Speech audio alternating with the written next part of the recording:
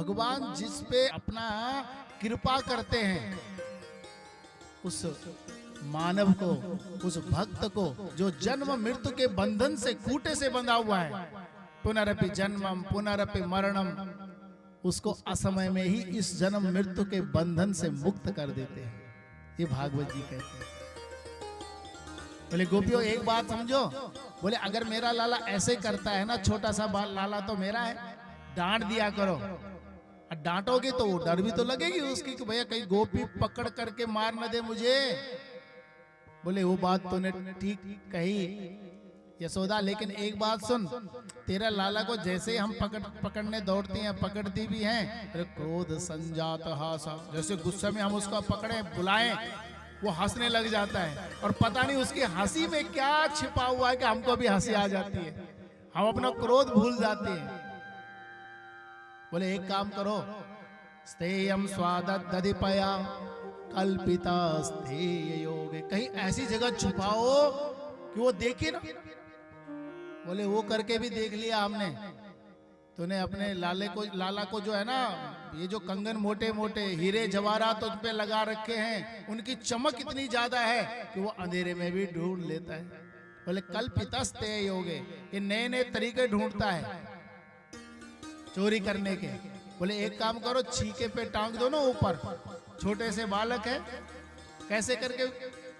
बोले वो करके भी देख लिया, इनकी मंडली जो है ना पूरी एक दूसरे के कंधों के ऊपर चढ़ करके उस मटकी को भी उतार देते हैं।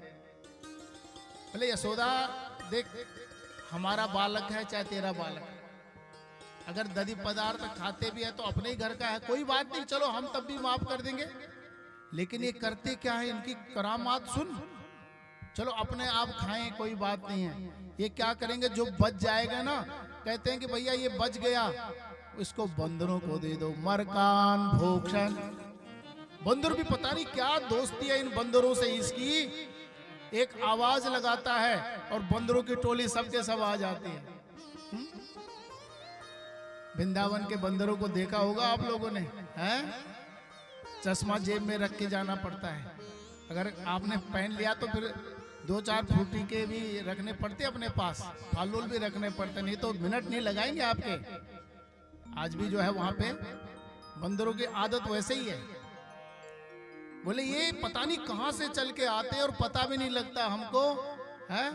और ये सब दधी पदार्थ उनको भी खिला देते, पता नहीं कब की दोस्ती है उनके साथ। मरकान भोग, चलो बंदरों को भी खिला देते, हम माफ कर देते हैं, कोई बात नहीं, वो भी जीव है, जीव पे दया करनी चाहिए। और करता क्या है ये, जैसे हमारी मटकियां खाली हो जाती हैं, नाति भांडम भिनकती, हमारे भांडों को तोड़ देता है, हमारे बर्तनों को तोड़ देता है। भांडा शब्द जो है संस्कृत का है, ये हमारे पहाड़ का भी है, भांडे बर्तन बोलते हैं ना। बोले इन बर्तनों को ये तोड़ देता है, और हम कितना छुपा के रखती हैं ये सब के सब जो है। और इस प्रकार से आध्यात्मिक दृष्टि से भी हम अगर इसको समझे सज्जनों, ये मक्खन ही मन है और मटकी ये हमारा शरीर है। और जब ये परमात्मा इस हमारे मन को अपनी तरफ आकृष्ट कर लेते, खींच लेते, मन रूपी माखन को ग्रहण कर लेते हैं, तो फिर इस मटकी जो खाली हो गई इसका कोई औचित्य नहीं रहता, फिर इसको तोड़ देते हैं, है ना। यही तो अपने मन को हमें परमात्मा में लगाना है। एक यशोदा ने कहा देखो गोपियों, मेरे लाला की बहुत शिकायत लेके आ रही हो तुम, मेरा लाला ऐसा है ही नहीं, कोई भी माँ अपने बेटे की बुराई नहीं सुन सकती, बोलते मेरा बेटा ऐसा है ही नहीं है।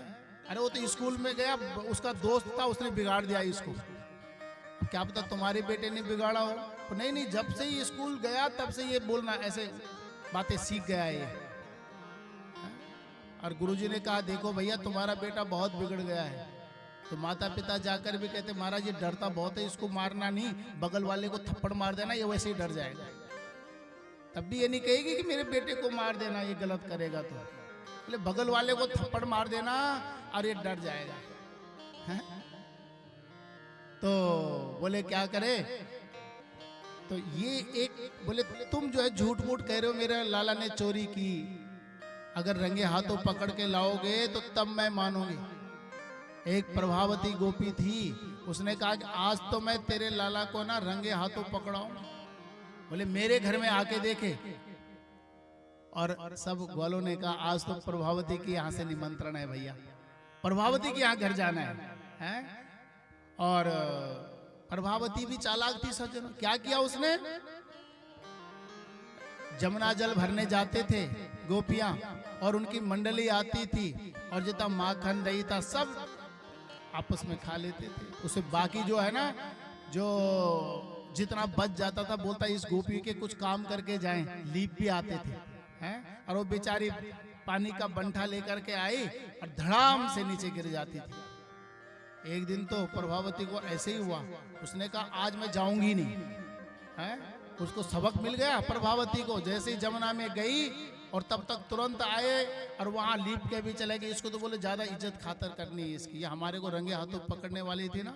और प्रभावती का सारा मटका भी फूट गया, अपने आप भी गिर गई। बोले आज तो मैं जाऊंगी नहीं, यहीं छुप के रहूंगी। प्रभावती ने क्या किया कि गई इधर से खिड़की खोल दी और सबको लगा कि वो चली गई पानी भरने, जमुना में चली गई और पीछे के रास्ते से खिड़की के रास्ते अपने घर के अंदर चली गई। बोले आओ अंदर तो। और सारी मंडली आई, एक दूसरी आए और छीक पे टांग रखा, सबके सब एक दूसरे के कंधों के ऊपर चढ़े। और सबसे ऊपर जो है कन्हैया मटके को जैसे ही पकड़ा और मटके को पकड़ते ही जो है प्रभावती ने जोर की आवाज लगाई, सबके सब धड़ाम से नीचे और कन्हैया तो ऊपर टके रह गए। सबके सब वहां से भाग गए। बोले सरदार जी पकड़े गए। क्या है? बोले गोपी मुझे उतार देना। बोले नहीं नहीं ऐसे टके रहो, तेरी मैया कहती है ना मेरा लाला ऐसा नहीं है, ऐसा नहीं। आकर के दिखाती हूँ उसको ये तेरी करामात। बोले गोपी तुझे दया नहीं आती, मैं छोटा सा हूं, मेरे हाथ थक जाएंगे। बोले तब नहीं सोचा था तूने जब चोरी कर रहा था? बोले देख एक काम कर ले, तो उतार ले, मुझे पकड़ करके ले जा मेरे मैया के पास और तब कह देना कि इसको रंगे हाथों पकड़ाए। बोले हाँ ये बात ठीक है। उसको बेचारी को भी दया आ गई। सब ग्वाल बाल तो सब भाग गए थे। उन्होंने कहा भैया ये पकड़ा गया सरदार, कोई बात नहीं हम तो भाग जाते हैं। और नीचे उतारा, हाथ पकड़ा, हाथ पकड़ के ले जाने लग गई गोपी प्रभावती। और जैसे ही कुछ दूरी पे गए थे तो सबके सब इधर उधर रास्तों से देख रहे। बोले सरदार जी को बचाओ भाई, कैसे करें? और कन्हैया ने कहा गोपी देख तेरे इतने मजबूत हाथ हैं और मेरे कोमल कोमल हाथ हैं, बड़ा दर्द हो रहा है इस हाथ में, तो दूसरा हाथ पकड़ लेना है। और उसी के पति का हाथ पकड़ा दिया दूसरे हाथ में और अपने आप वहां से भाग करके सीधे मैया की गोद में बैठ गए। सीधे प्रभावती नंद भवन में जाती है, कहती है अरे यशोदा देख तेरे लाला को रंगे हाथों पकड़ के लाया हूं। बोले मेरे लाला को लाई है कि अपने लाला को लाई? किसको लाई है? मेरा लाला तो मेरी गोद में। जब बाहर आती है बोलते देख तू रोज बोलती ना रंगे हाथ पकड़ के। बड़ा सा घूंघट कर रखा था प्रभावती ने सज्जनों। और जब देखा ये गोपी को शायद पता नहीं, बोले प्रभावती एक काम कर, पहले घूंघट को हटा और देख ये तेरा लाला है कि हम मेरा लाला है। और जब प्रभावती ने देखा तो वो पानी पानी हो गई। उस जमाने की बात है जब जो है पति पत्नी आपस में बात भी नहीं करते थे किसी के सामने, बैठना तो दूर की बात है? किसी के सामने न बैठना न बात करना। और उसे अपने पति का हाथ पकड़ रखा था। चली गई वहां से। कन्हैया आए, बोले प्रभावती आज तो तेरे पति का हाथ पकड़ाया, अगर दूसरे दिन यही किया तूने तो तेरे ससुर का हाथ पकड़ा दूंगा बस। प्रभावती ने कहा आज के बाद तो हम बिल्कुल ये काम करने वाले नहीं हैं।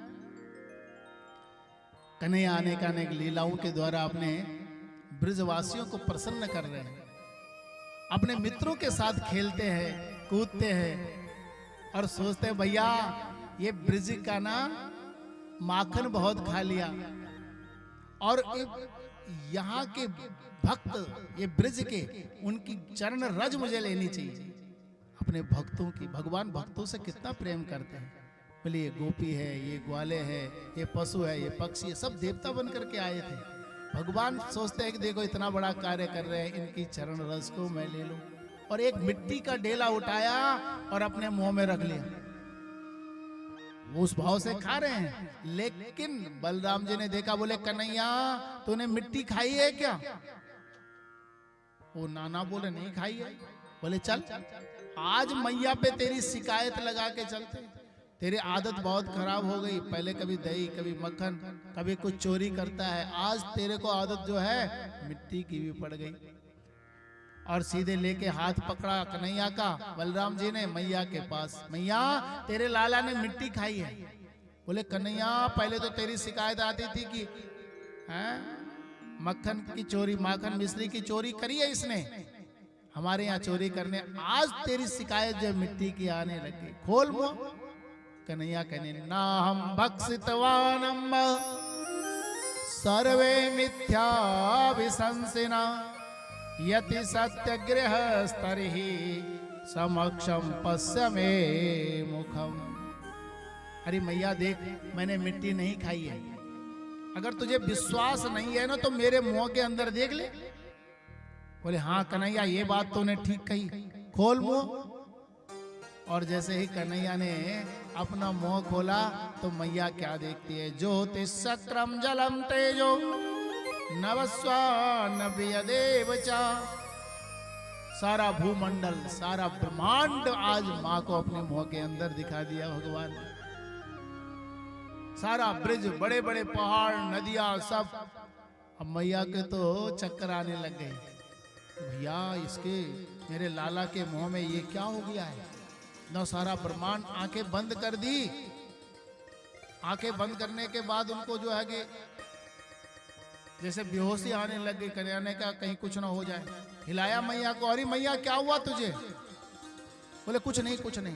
बोले मैया बता तूने मेरे मुंह में मिट्टी देखी कि नहीं देखी? बोले कन्हैया तो मिट्टी की बात कर रहा है, तेरे मुंह में तो मैंने बड़े बड़े पहाड़ देख लिए हैं। बोले मैया देख तेरी बुढ़ापे की आंखें हैं, और बुढ़ापे जब आंखें कमजोर होते तो एक चीज की चार चीजें दिखाई देती है।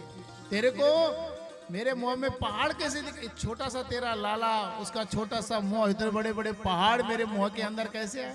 तेरे को सपना हुआ होगा मैया, तुझे नींद में आई थी ना, तुझे नींद आई थी। बोले हाँ हाँ लाला हाँ कोई बात नहीं, लेकिन विश्वास करती है कि मैंने पूरा ब्रह्मांड अपने लाला के मुख में देखा है।